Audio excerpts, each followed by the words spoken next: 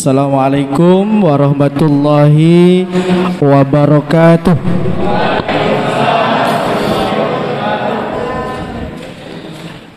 Kelamaan pakai masker nih, jawab salam tuh lemas gitu ya. Ustadz mau pantun dulu dah. Jangan diteriakin ya. Beli kelapa muda topping duren. Cakep. Lama nunggu banyak antrian. Ini para pemuda keren, biar malam minggu tetap pengajian. Baru mikir loh, barusan mikir. Iya. Beli tomat 100 kilo. 100 kilo harganya pas. Peduli amat status jomblo. Yang penting jomblo berkelas. Baru bikin barusan juga tuh. Hamdan wa syukran lillah wassalatu wassalamu ala rasulillah sayyidina wa maulana Muhammad ibn Abdillah wa ala alihi wa sahbihi wa mawala. La haula wa la quwwata illa billah. Hadratil muhtaramin yang saya hormati, saya muliakan, kakak, guru dan mentor saya Ustadz Handik Setiawan, bapak-bapak, para sesepuh, tokoh masyarakat. Dan ini nyebutnya apa nih? Ade apa ya? Ade aja ya? Oh, rekanita ya? Oh, rekanita. Mudah-mudahan sehat semua, amin. Sebelum kita lanjut, kita bacakan dulu Al-Fatihah untuk kita semua yang hadir pada malam hari ini, untuk para masyayikh, untuk saudara-saudara kita, semoga senantiasa sehat walafiat selalu. Ala hadhihi niyah wa kulli niyatin shalihah. Al-Fatihah. Alhamdulillah rabbil alamin arrahmanir rahim maliki yaumiddin.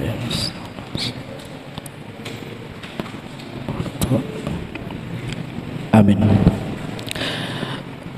Mas Wira sampai jam berapa nih Mas? Sekuatnya ya. Kalau ngaji nggak usah lama-lama, sebentar aja. Ntar keburu pinter. Kalau udah pinter nggak ngaji lagi, ya kan? Nah, besok pagi. Besok mau ke lapangan Merdeka Ustadz. Baik. Kalau ini para pelajar kan, kalau ini suhunya pelajar ini. Jadi Ustadz ngelihatnya ke sini aja.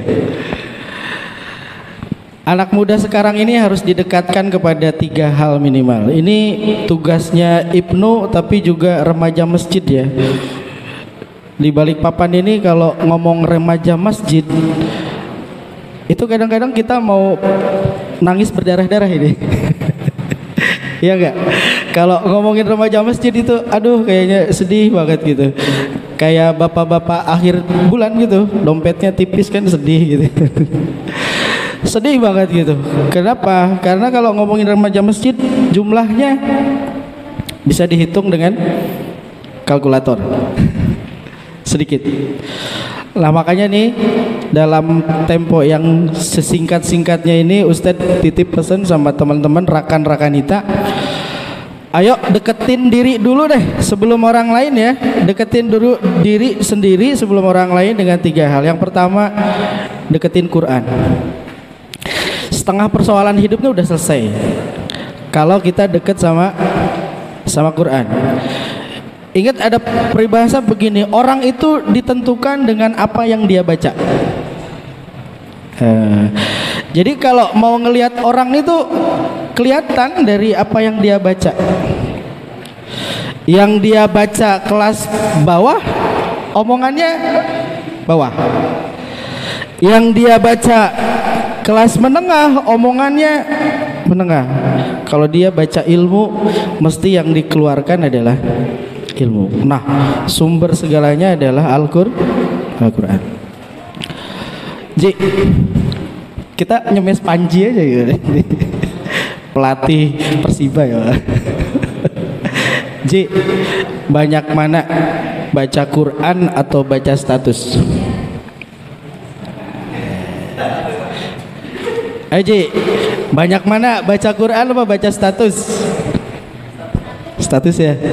Nah, Kita jujur aja lebih banyak baca status daripada baca Quran. Ini kelemahan pertama nih, mendasar banget. Ya. Kita mau bangun komunitas remaja Islam gitu. Kitanya aja jarang baca Quran. Kan repot. Repot kan? Bacain status orang gitu, status dirinya aja sendiri nggak pernah dipikirin. Jomblo coy. Gitu. Lebih banyak baca status orang. Nih dulu ada cerita gini teman-teman, adik-adik, di zaman Khalifah Umar. Maka takhrijnya ini nyambung dengan hadis Nabi. Innallaha yarfa'u bihadzal kitab aqwaman wa yada'u akharin. Allah akan mengangkat, memuliakan sekelompok orang. Sekelompok itu bisa satu, dua, bisa beberapa, bisa banyak, bisa irma, bisa bukan irma, siapa saja. Bihadzal kitab, dengan Al-Quran ini. Wa yada'u akharin, dan akan menghinakan, merendahkan yang lain dengan Quran ini. Mafhum mukhalafahnya begini. Orang yang dekat, mempelajari, memuliakan Quran, cinta Quran, hidupnya mulia. Dulu ada hamba saya, budak gitu, terus dibeli, terus karena dia faham Quran dan dia menguasai ilmu faraid tentang harta waris, terus dijadikan pejabat.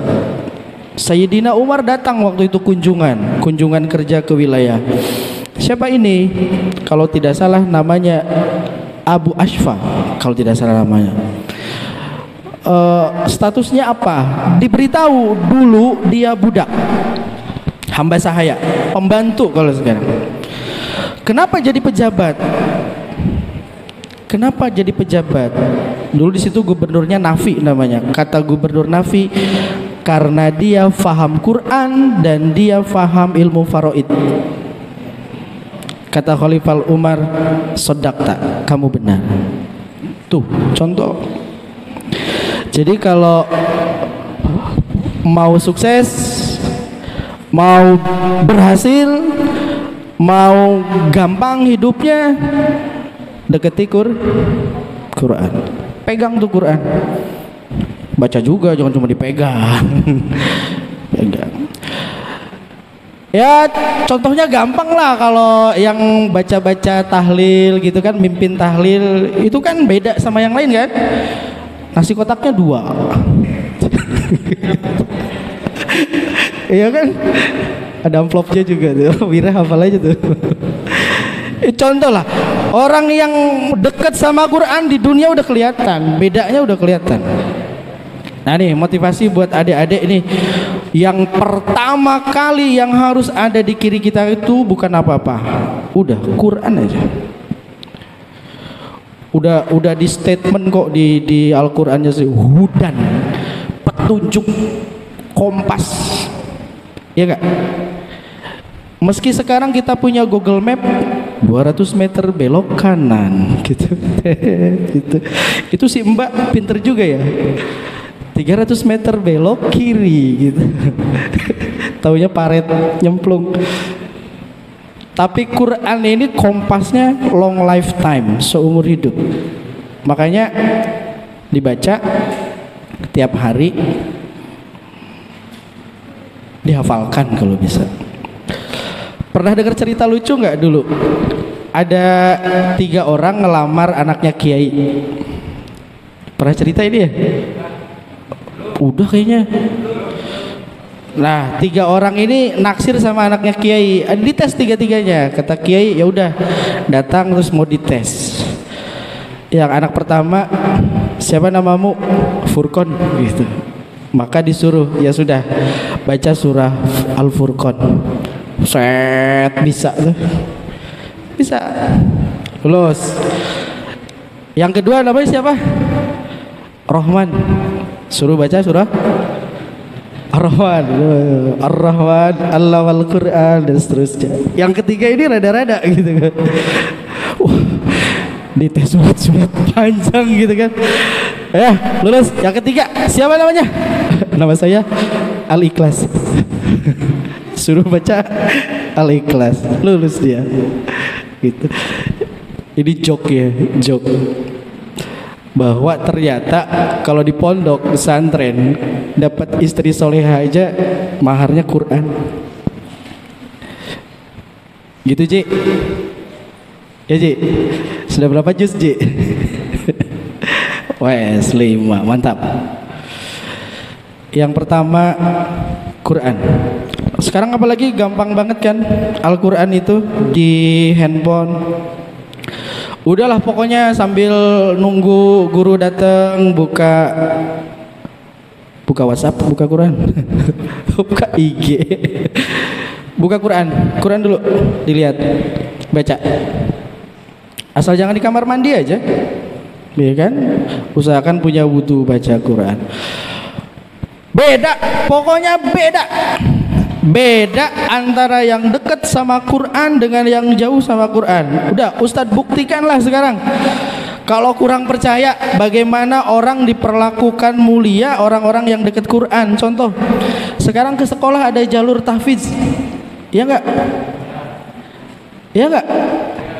Udahlah, enggak perlu susah-susah amat sekolah itu. Pokoknya hafal 10 juz masuk.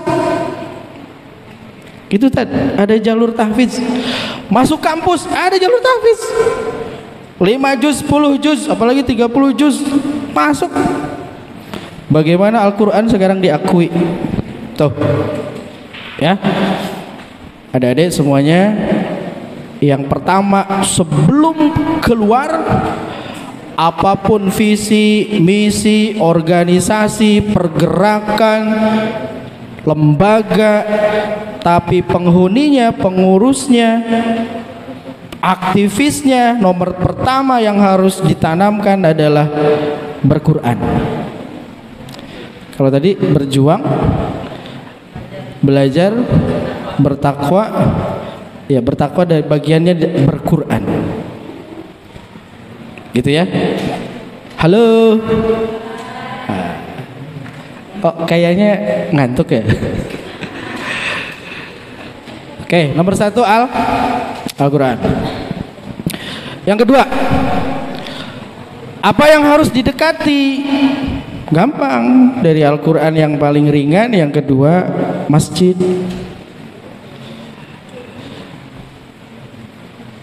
Ini masjid udah enak banget nih, hijau, NU-nya kelihatan nih. Wah, ya kan? NU banget ini. Ada band surga tadi. Wah, ungu aja kalah tadi. Masjid, kenapa masjid? Karena di masjid Rasulullah membangun peradaban. Dan insya Allah masjid ini tempat yang bebas dari fitnah. Bebas dari fitnah. Kalau Ustadz lewat ketemu Ustadz Handik di Inul Vista gitu, Ustadz Handik lagi di depan gitu, kan kita bisa berpraduga lain-lain ya. Ustadz Handik masuk Inul Vista gitu, karaokean kah gitu. Padahal mau tausiah di situ. Tapi kalau kita masuk masjid, siapapun orang pasti berhusnuzon.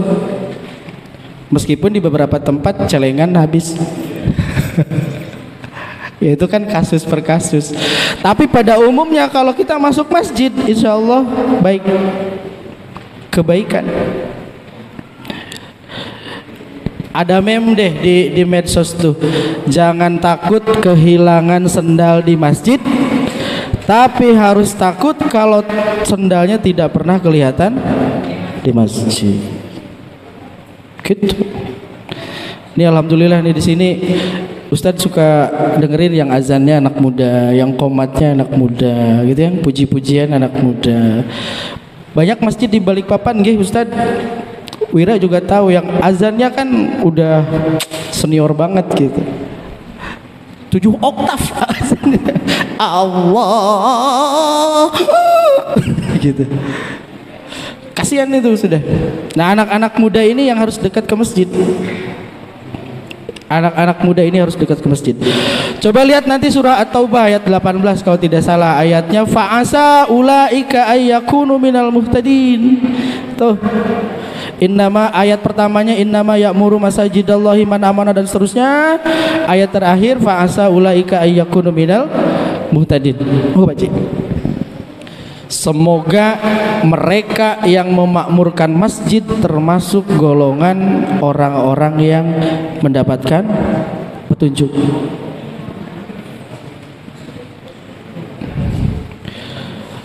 Masjid kita ramainya kapan? Mas Wira, kalau keliling Balikpapan nih, masjid kita ramainya kira-kira kapan? Mbak, ramainya masjid kita kapan? Puasa ya? Ramadan. Ngapain orang-orang?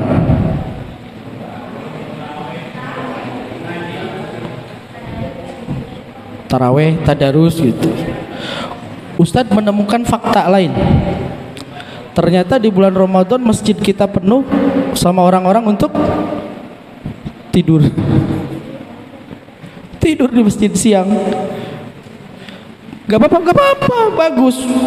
Tidur di masjid daripada tidur di itu. Iya kan? Nah, yuk anak-anak muda deh yang meramaikan masjid, terutama laki-laki ya. Kalau mbak-mbak mungkin ada terbatas. Ini anak laki-laki, yuk jamaah di masjid subuh jamaah. Yuk bangun subuh. Mbak, ntar kalau mau cari suami kriteria pertama yang suka sholat subuh berjamaah di masjid. Gimana mau bangun rumah tangga, bangunkan badan aja nggak bisa, ya kan? Tuh Ji, sholat subuh. Pak Haji suka sholat subuh ya? Suka. Rajin lah. Masjid harus menjadi fokus. Ini kebetulan sama nih dengan salah satu misinya IPPNU. Siapa tuh ada yang belum tahu nih namanya IPNU, tahu? Ikatan Pelajar Nahdlatul Ulama. Pintar. Awas jangan selewengkan ya. Ikatan Pemain Madura United gitu. Bukan. NU. IPPNU, Ikatan Pelajar Putri Nahdlatul Ulama. Pelajar sudah punya organisasi. Nah, dulu Rasulullah di mana? Organisasi itu di masjid. Rapat di masjid, nyusun strategi di masjid, ngatur ngelola Madinah di masjid, ngatur perang di masjid. Tuh. Ya ikuti sekarang. Aktif di masjid. Karena masjid ini salah satu tempat yang menyejukkan dan menyenangkan. Ini dari ilmu arsitektur, bapak-bapak, mas, adik, sudah diteliti. Ternyata masjid itu punya atmosfer tersendiri. Apa yang bikin kita betah di masjid? Ternyata karena banyaknya zikir-zikir di masjid. Tuh. Banyak zikir di masjid. Ini yang membuat orang menjadi tenang ketika berada di masjid. Jadi kalau lagi galau-galau perginya ke masjid aja. Jangan ke goa. Ya kan? Jadi yang pertama Al-Quran, yang kedua masjid, yang ketiga terakhir nih, gak usah lama-lama ya. Yang ketiga, apa yang harus didekati oleh anak-anak muda, atau siapa yang harus didekati anak-anak muda? Yang ketiga, ulama. Ulama, bukan baru, lama. Jama taksir dari alimun, alim. Dekati orang-orang yang alim, yang ngerti ilmu agama. Kenapa?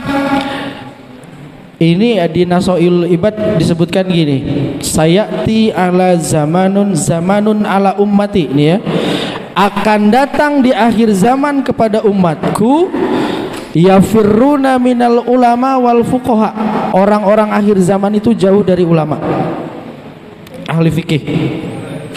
Kejadian sekarang kalau ada pengajian nggak datangin Gus atau Habib, malas kita. Tapi kalau ada artis Korea, weh, tiket 75.000, 7,5 juta ludes gitu ya.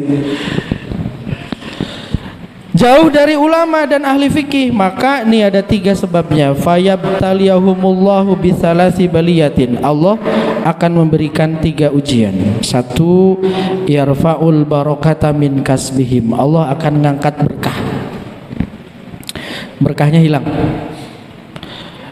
Berarti kalau pengen hidupnya berkah, dekat-dekat sama ulama, silaturahmi sama ulama, sama orang-orang alim.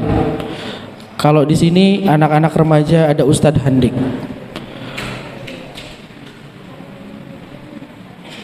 Yang kedua kata Nabi, kalau jauh dari ulama, yusallitullahu sultanan dzaliman, akan dipimpin oleh pemimpin yang zalim. Nah, ini ngeri lagi. Yang ketiga paling bahaya, yakhrujuna minad dunya bi ghairi iman, mati tapi tidak membawa iman karena jauh dari ulama. Nih 3 ya, Al-Quran, masjid, sama ulama. Punya HP semua kan? Punya HP semua kan? Quran bisa ada di HP. Ulama siapa saja kita bisa akses di HP. Cuma masjid nggak bisa diakses, tetap harus datang. Mas Wira rumah di mana? Oh, Gunung 4, jauh-jauh datang ke Karyangau. Pahalanya banyak gitu. Siapa orang yang berjalan menuju masjid, langkah kaki kanannya akan mengangkat derajat, langkah kaki kirinya akan menghapus dosa. Tuh, untung dia pakai motor, nggak dihitung. Malaikat bingung ngitungnya, standarnya pakai apa gitu ya. Nih adik-adik yang laki-laki, yang perempuan, ayo Ibnu IPPNU. Yang pertama mulai dari personilnya dulu, personil yang berquran. Kemudian setelah itu galakan kekuatan, menghimpun kekuatan teman-teman yang remaja di masjid, berkunjung dari masjid ke masjid. Gak apa-apa silaturahmi. Oh, pahalanya gede, gede banget itu. Berjuang dari masjid ke masjid, adain pertemuan, adain pengajian, adain silaturahmi, gak apa-apa. Yang ketiga, dekat sama ulama, berkah. Insya Allah berkah. Terakhir deh, ada 4 menit lagi. Al-Quran, masjid, ulama, yang terakhir yang harus dideketin banget, bahkan ini lebih dari deketin, harus dimuliakan, harus dihormati, harus diprioritaskan, harus dipuja, dipuji. Siapa? Orang tua. Orang tua. Udah dah, pokoknya kalau udah dapat restu orang tua, selesai urusan, ya kan? Biar kita kayak apa, tapi kalau orang tua ridho, lancar urusan. Tapi sehebat apapun kita, tapi kalau orang tua tidak ridho, awas gitu. Nah ini mesti dipegang betul nih sama teman-teman yang putra putri Ibnu IPPNU, orang tua. Tadi kesini pamit dulu nggak sama orang tua? Pamit ya, Mak, saya mau ngaji gitu. Ntar disangka kemana-mana gitu. Telepon lagi, kamu di mana, sama siapa? gitu. Tapi kalau mau ngaji ke masjidnya Ustadz Handik, wah sudah. Baik, jadi tempat tadi Al-Quran, masjid, ulama, orang tua, ayo dipegang, dideketin, dijaga baik-baik. Yang aktif di IPNU, IPPNU ini sebagai spirit supaya nambah semangat. Sebelum, sesudah, terus doa Al-Fatihah kirimkan, terus dengan orang tua, dengan ulama, pokoknya terus tawasul. Sampai nggak sampai, pahalanya akan sampai. Pahalanya bacaan Quran kita akan sampai. Kalau ada yang bilang nggak sampai, kasih tahu sampai, nggak balik lagi, berarti sampai. Ya kan? Ibnu Taimiyah, terus siapa lagi? Syekh Utsaimin, siapa lagi? Pokoknya yang berseberangan pun mengatakan kalau kita baca Quran pahalanya dihadiahkan sampai itu pahala. Gitu ya. Oke. Cukup itu saja, nggak usah lama-lama. Yang penting sedikit diamalkan. Mulai besok baca Quran. Mulai besok yang cowok sholat subuh berjamaah di masjid, ya. Di mana? Di masjid. Siangnya ke Merdeka, boleh nggak apa-apa. Terus yang ketiga, deketin ulama. Kalau ada ustadz di kampung, ziarahi. Ziarah itu maksudnya bersilaturahmi, ya. Ziarahi di kuburan gitu. Silaturahmi, datengin, minta doanya, minta nasihatnya. Yang keempat, orang tua, ayah ibu, itu paling pokok. Selama orang tua masih hidup, wah, terus mintain doanya, selesai urusan. Gitu ya. Cukup, selamat berjuang, selamat belajar, selamat bertakwa, selamat berquran. Berkah, berkah, berkah. Insya Allah mudah-mudahan Allah Subhanahu Wa Taala akan memberikan kita kekuatan supaya kita berjuang tetap dalam kebaikan, menginspirasi orang lain melakukan kebaikan. Amin ya rabbal alamin.